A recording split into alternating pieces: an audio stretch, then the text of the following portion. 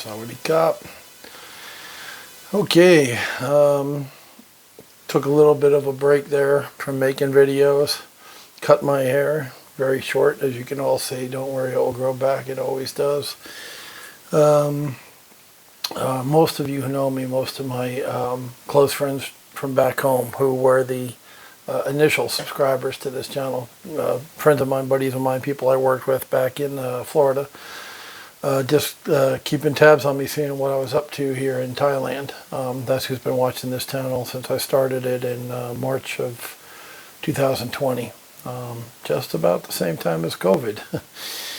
And obviously COVID has impacted my life like it's impacted a lot of people's lives, for the worse. I don't know anybody whose life has improved from COVID except the owner of like Amazon and Walmart, right?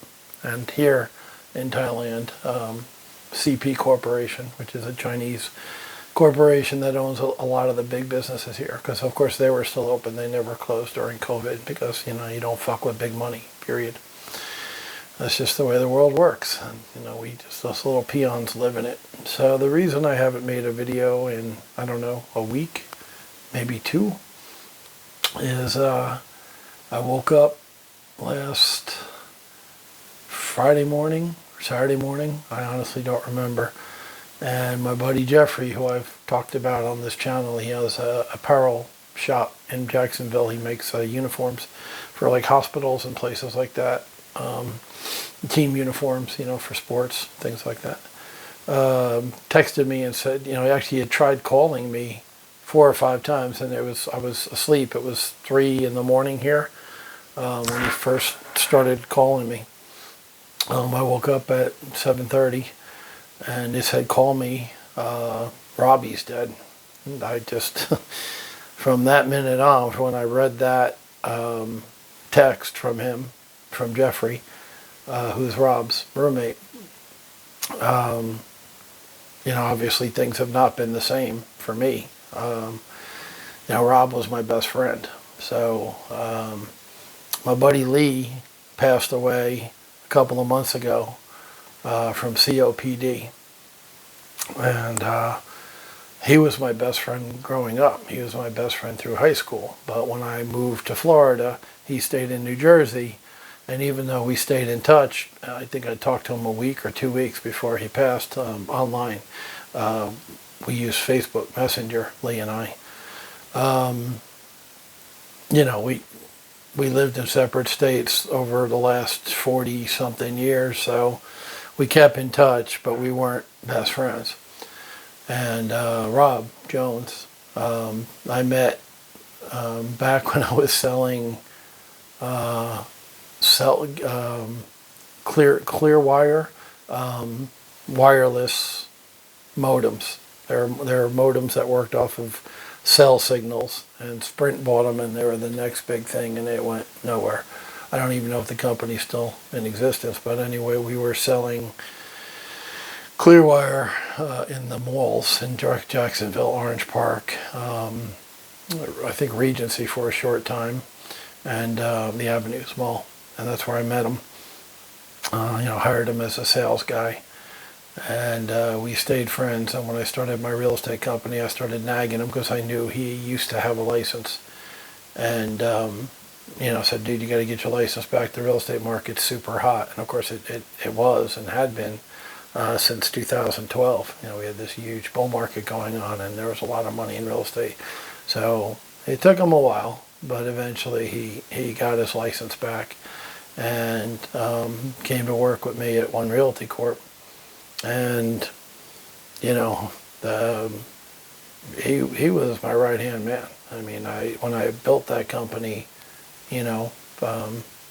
started in 2016 and really started building it to the point where we had 50 agents shortly before I left for Thailand last year. Rob was absolutely my right hand man. His official title was sales manager of One Realty Corp. But he literally was my right hand. When you say that's an expression, but I know what it means now because I had one. He was my third hand, because when I was there, I was very hands-on, and he was my third and fourth hand. and second brain and second pair of legs. And I can't overestimate how much he did for me and with me. Just a tremendous guy with a big heart.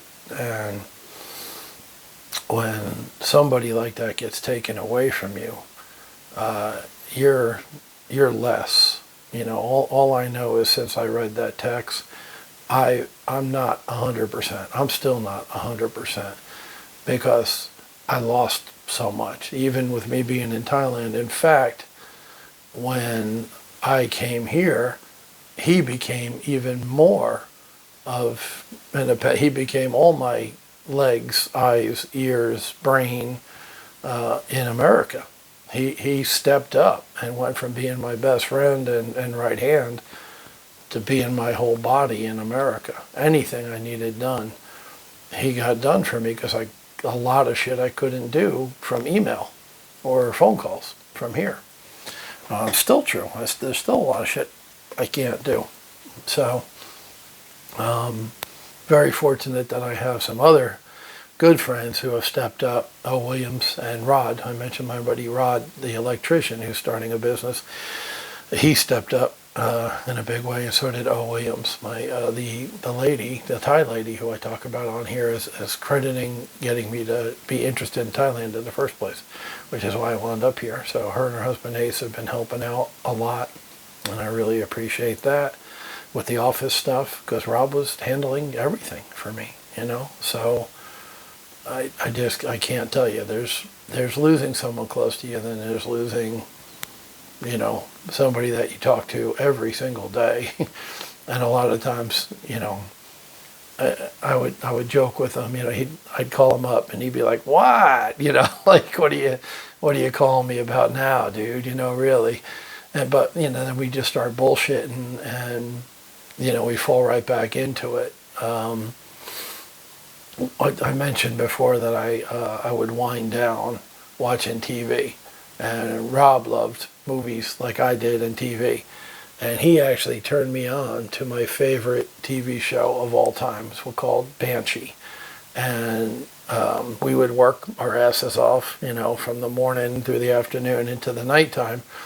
And then when we shut it down around 8:30, 9:30, sometimes we would watch Banshee episodes. I had never heard of it, and he said, "Man, you got to watch this show. It's awesome." And it was awesome, and it is awesome. And I highly recommend it if you want to download it, and you can find it on the internet or whatever. Watch it. It was a great show. I had never seen it before, and Rob turned me on to that, and we would sit and watch Banshee together, eating Popeye's fried chicken and red beans and rice and farting on each other and just, you know, guy stuff, man, bonding in a major fucking way. That we, like I said, he became my best friend. No ifs, ands, or buts. He was my man. He was my dude. And last year, running the company and doing real estate on his own, you know, being an agent, he had his best year ever. 2020, you know, with everything with COVID and upside down and no evictions and all this stuff, everything just being crazy. He literally had his best year ever, not just in real estate, but, you know, earnings. Just that was the most money he'd made in his life was 2020. So I was extremely happy for him. We talked about the future a lot. Of course, I tried to get him to come to Thailand. I wanted my buddy back. I wanted my best friend back. I wanted my right hand back. And we talked about transitioning out of One Realty Corp and getting another broker and stuff, you know, down the road. He wasn't ready yet. And the reason that he wasn't ready to come, you know, 2021 or even 2022 was he had a really good relationship with his family. His dad is still alive, 82 years old, and he really relished the dinners he had with his dad. That meant a lot to him. And he's like, I like Thailand, I like what you've shown me, I like what I've seen, but I'm not leaving the States while my dad is still here. I'm going to take advantage of all the time I have with him. And I said, I absolutely understand, and I absolutely respect that. So, got it. cool. Thailand will be waiting here for you when you're ready. And then also his daughter. He actually had two daughters, but without getting into family business, he had a really good relationship with one of his daughters, Kristen, and her husband. They were a part of his life, like they'd have dinner together and stuff. And he also relished and enjoyed that. That was also a big part of his life. He was a man of God, so there was a spiritual side to him. He had his professional life, which I said he had his best year ever in 2020. And he had his family life, and that was his dad and his daughter and her husband, Nick. He was a jock. He liked to bowl. He used to play ball, baseball, and then softball, I think, later. Was an athlete. So it was funny because, he was 55 when he passed away, which is way too fucking young for anybody, by anybody's account. And, he would go bowling. And for a couple of days after, he'd be hobbling around like an old man. I'd be like, you old man, what's wrong with you? And it was just, when you get older, sports are a young man's game, period. And I know that firsthand because I did amazing things with my body back in my 20s. And, I wake up and I get out of bed and I don't feel any pain. And, these days it's a miracle. Just, that's what happens when you hit your 50s. It's reality. So we had a really good time. His landlord screwed him over. Robbie had made arrangements to buy the house that he had rented for 19 years. 19 years he rented a home, raised his kids there. He was still there when I met him, Mandarin, same place I lived. And he talked to his landlord and said, why don't you sell me your house? And the house needed work. So Rob had made arrangements to buy it and then fix it. He's going to rehab it, and then he was actually going to sell it. He wasn't going to live there when it was rehabbed. He was going to sell it. It was going to be his first flip. And he was very excited after watching me and John Denise and Merrill Bryan, some of the other guys in our company who were flippers. He was very excited to flip his first house. And it was going to be the house that he had lived in for 19 years. One day, his landlord gives him notice and says, I sold the house to somebody else. You have 2 weeks to move out. What the fuck? I mean, that's not cool. 19 years this dude rented this house. So the landlord's obviously a fuckstick and a douchebag. He got 10 grand more or something selling it to somebody else. Hell, Robbie would have given him 10 grand more. It just would have been a little bit less profit. But never gave him the opportunity. Just said, okay, yeah, thanks for 19 years of rent. Now get the fuck out. Sweet guy. So Robbie, and this happened coincidentally when I was in Thailand in November, visiting for 3 weeks before I moved here. I came to test it out and make sure I liked it as much as I thought I would, and I did. So he told me I got 2 weeks to get the fuck out. I'm like, dude, fuck him. He's a scumbag. Come live with me. I had a 5-bedroom house I was living in alone. I was like, take the upstairs, bro. I'm not using it. It was my home theater room, and I watched TV downstairs in the living room on a regular TV. So I never used the home theater room. And, he appreciated that. But, of course, like I said, he was my right hand. He was my brother. He was my best friend. I'm not going to fucking be homeless, So I said, yeah, dude, move in. And all that did was bring us closer together because I saw him every goddamn day, And, he'd always drive his own car to the office. I'd get in a couple hours before him, but we always leave together. And stop, like I said, sometimes we stop at Popeye's Fried Chicken. That was a big place for us, Mexican place. Get tacos, several. We had 3 or 4 Mexican places. Sometimes we went to Thai food. He was enjoying pad Thai, before I came here. That we went and had Thai food a couple of times, Chinese food, whatever. Crystal Burger, he fucking loved Crystal Burger. And then they closed that location down near the office. So we didn't have that anymore. But just a good guy, man. Just a really, really kind, good person. And like a lot of people, he didn't believe in masks because, if you ask Lord Fauci our savior. He even came out several times now and said masks don't work, you need the N95 mask. And then they buried that shit, and now he's coming out and saying wear 2 masks. Not going to get into that here, but Rob was a bright guy, so he didn't believe the sheeple thing of mask up because we say so.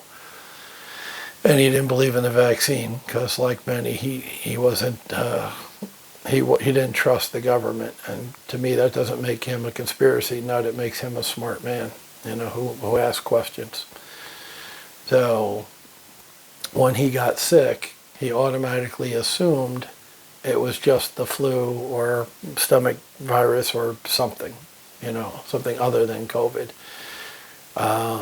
He didn't consult a doctor until he had already been sick in bed for like 2 weeks. So I feel the same way about vaccines and masks as Rob. We were together on that too, like we were on so many other things. If I got sick for 2 or 3 days to the point where I felt like shit, I would go to a doctor just in case. Got nothing to do with masks, got nothing to do with vaccines. If you're sick and it's serious enough that you can't go about your business and do your daily thing, if something's off, go to the doctor, no matter what. So he consulted a physician online because he was feeling so bad after 14 days that he didn't even want to go to a doctor or couldn't get a doctor appointment quickly enough. And he just consulted a doctor online, some guy who didn't know him, didn't meet him, didn't give him a COVID test, nothing. Based on his interview with the doctor prescribed Imervectin. From what I know, Imervectin is a drug that you take upon early discovery of COVID. So technically, theoretically, he should have been taking the ivermectin day 2 or 3 of when he started feeling crappy, back around August 2nd. Unfortunately, he took it on day 14, and he went to bed that night after taking his first dose of ivermectin, and he didn't wake up the next day. So it was more severe than he thought. He had written to me online, I'm going to be back in the office tomorrow. This was about 2 days or 3 days before he passed away. So he thought he had turned the corner. He thought he was getting better, which is the reason he didn't go see a doctor, earlier or in person. So was it COVID? I honestly don't know because he never got tested. But the fact that the doctor prescribed Imervectin means the doctor thought he did based on his symptoms. Right now, I think everybody has COVID on the brain due to the news media and the government constantly thumping it into your brain.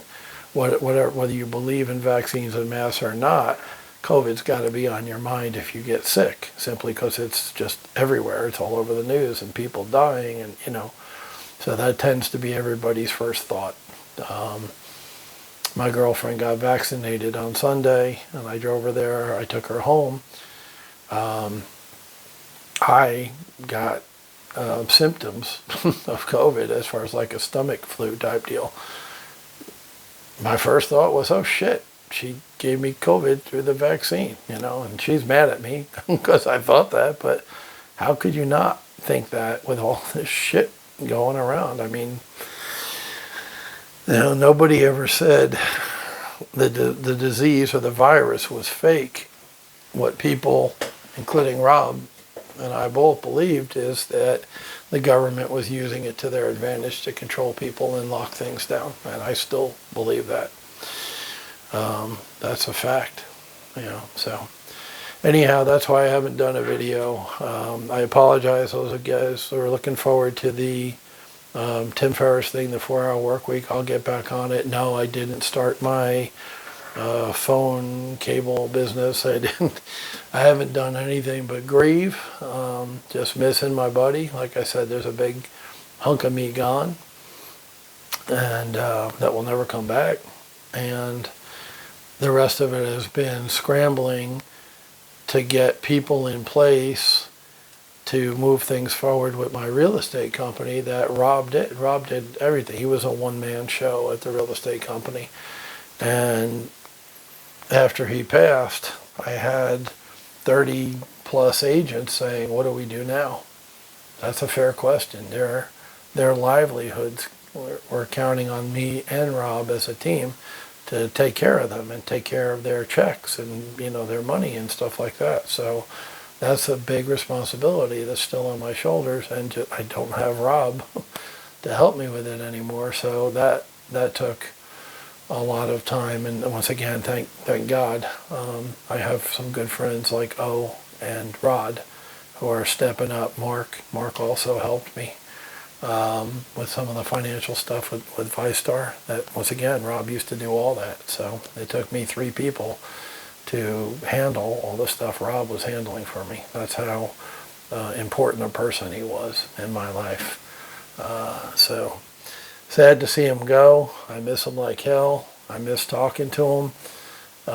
Even still, it's been over a week, and I get the urge. You know, I see his name on my Line app, which I used to talk to him on, and it's like, I want to call Rob. And I'm like, fuck, he's gone. You know, it's going to take a while to sink in and process. You know, it was such a big shock. Yeah, I still haven't wrapped my head around it, even though it's been a week. So I've been in touch with his daughter. She's been amazing.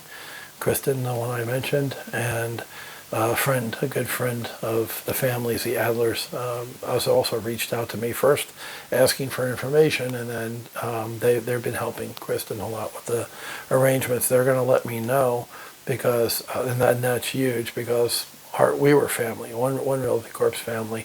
Everybody knew Rob, everybody loved Rob, so of course they all want to attend his service. So I've been in touch with those guys, helping where I can, if I can be of any help. And you know, when they do let me know what day the service is, I'm going to tell all the people, all his friends, number one, and the agents. Unfortunately, I can't make it right now. Thailand is listed as one of the bad countries, you know, as far as the U.S. is concerned, because of the number of cases from the Delta variant here. So they have a 10-day quarantine if I fly there. And that means I'd miss the funeral because I'd have to sit there for 10 days in a hotel. And so what's the point? So anyway, that's it. That's the deal. Sorry I've been gone so long. I'll get back on making videos and posting them. It's I don't wish this on anybody. I really don't. They're my worst enemy. I can't explain it. There's no reason for it.